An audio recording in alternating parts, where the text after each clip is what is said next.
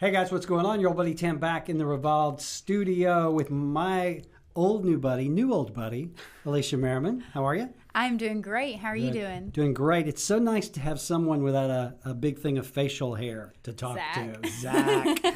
Gotta love Zach. Hey, on the video series we are doing, it is on the topic of investing in real estate, flixing and flipping. That's close. I think I just had a mini stroke. Fixing and flipping, that sort of thing.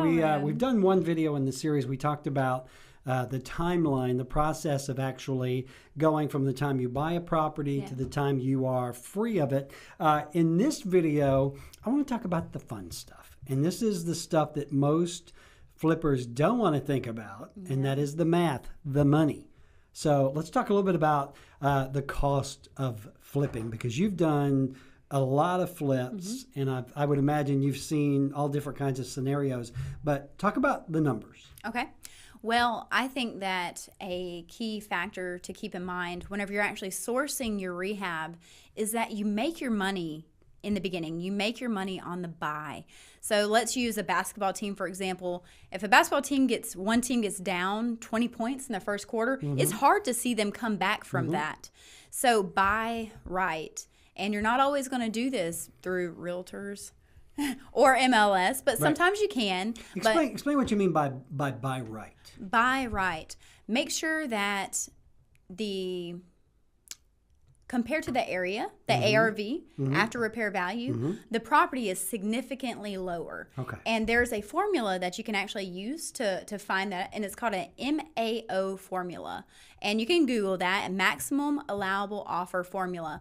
And you can punch in the purchase price, the rehab cost, and then that is actually going to keep you on budget for the purchase price. So when you say buy right, you check the math. Yes. We're talking about the numbers here, and make sure that you are not overpaying, or you're not buying something that you're not going to get the after reno value out of. Yep. Okay. And then the next portion would be the rehab cost. So you have two options whenever it comes to rehab.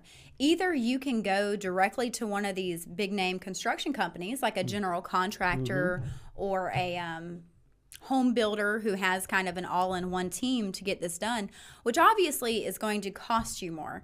Now, with the highly romanticized HGTV versions, most people tend to opt towards the DIY professionals, thinking that they can save money. The same I did that for a while. I was involved heavily in the projects.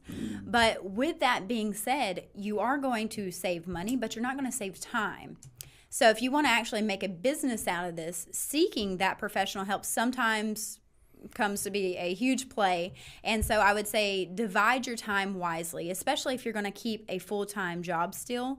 Yeah. Well, I think that there's a good point there, because I think at the beginning, everybody wants to get in there and do the work to save the money. Right. And that's one thing we see all the time on these HGTV shows or the DIY shows. The one that I love is the first time flippers. Yeah. And I just want to watch it to see what they break and mess up. And when I was in the software business, we had a saying, we have one price if you let us do it. We have another price if we have to fix your work. Right. And so I think there comes a point where you have to weigh your level of expertise, which is usually non-existent, versus the money that you're going to save. So it really does behoove you maybe not to hire some big expensive contractor, but someone who knows what the heck they're doing. Right. And they're worth every penny you pay them. They are. Yeah. They are. And sometimes they don't actually make a whole lot, as being the person who manages these projects, so. Yeah. So when it comes to it's not just the cost of getting the renovation done, because there are a lot of costs associated with doing this. Like, let's talk about the back end, the attorneys. Yes. The so title hedge companies. factor. Yeah, let's talk about that. Hedge factor is going to be things like your attorney fees, your realtor fees. Sometimes that's not taken into consideration. And now, especially on the sale, if you are using that realtor and obviously the attorneys, you're looking at an 8% roughly of the purchase or sell price.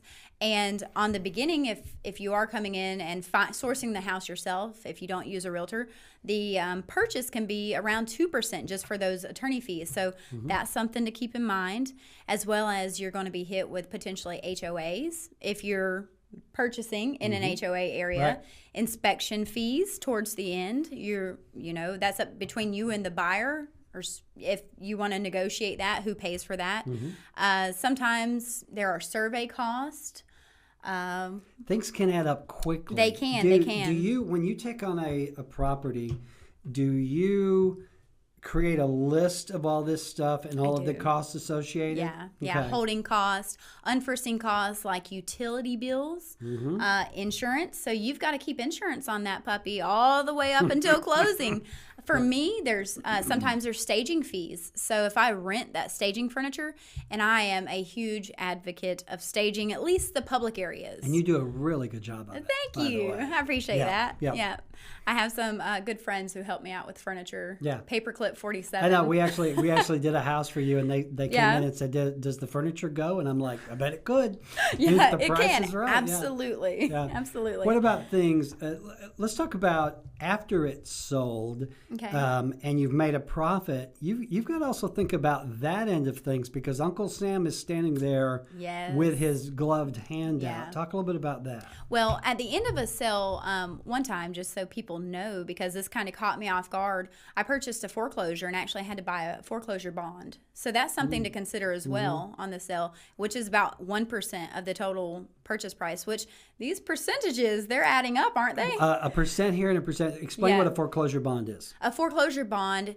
So a foreclosed house has 1 year for the right of redemption from the previous owner. Meaning the owner that was foreclosed on has 1 year to come back, catch it up, and take the house back. Yes. Okay. And that bond is, in sense, insurance for the mortgage company who's actually pulling hopefully a 30-year lien on the home. And it means that if that previous owner does come back to redeem, the bond will step in and pay for any of that. Okay. And so it's like an insurance policy. Yes, and it's very rare. I think it's less than 1% that foreclosure previous owners actually do redeem and make up all of that payments, associated fees, that kind of thing. But it does happen. Now, some other unforeseen costs are things like capital gains tax. Yeah. Talk a little bit about that, because I know you got a lot of capital gains going on. Yeah, that's a kick in the face. So capital gains tax, actually, if you're in one of the lower brackets, that's if the holding is less than 1 year. Okay. So you purchase the property, you rehab it, and it's considered a cutoff date from the purchase day to the day of selling. Now, let's say, for example, if I purchased in 2007 and we closed in 2018, if a full 365 days hadn't lapsed, then you actually still owe short-term capital gains tax.